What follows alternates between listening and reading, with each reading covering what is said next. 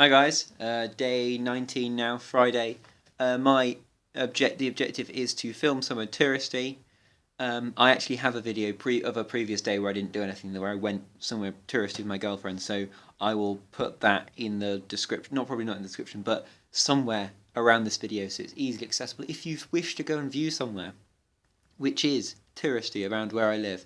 Okay, what have I done today? Basically finished off my Pack 40s, highlighting tufts and stuck them together. Pew pew. So they're finished, both of them. So that's all the Finnish infantry, which is all sitting here, all completely finished.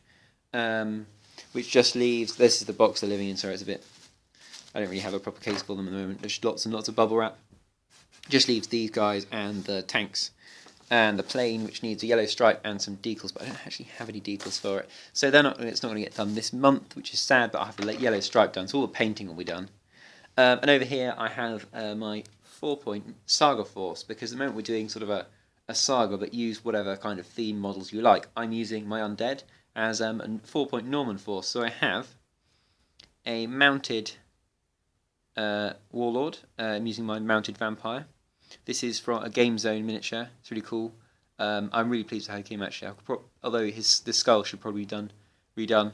I really like this model. It looks a bit weird, I suppose, in camera because it's really really dynamic, and then it's got this like weird fleshy neck thing. And he's got a really cool jester hat on, which I really like. There's little bells in the end.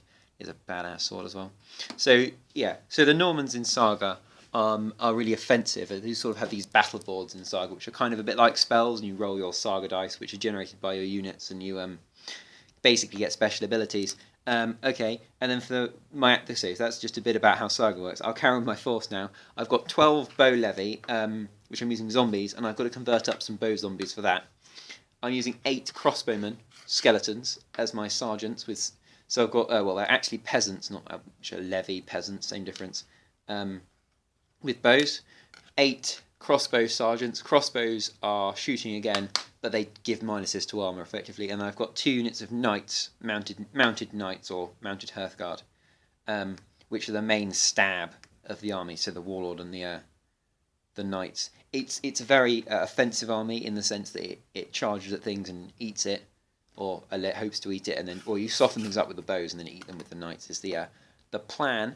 But I think it's a really cool game. It's really simple, really simple. You don't need a very big army. Well, you don't need a big army. A normal Saga army would be 2 more units of 8, and that would be everything you pretty much would ever need for Saga. When I was using with my vampires, I had 2 units of mounted sergeants, which were represented by 2 units of 8 dire wolves, which I think worked really well.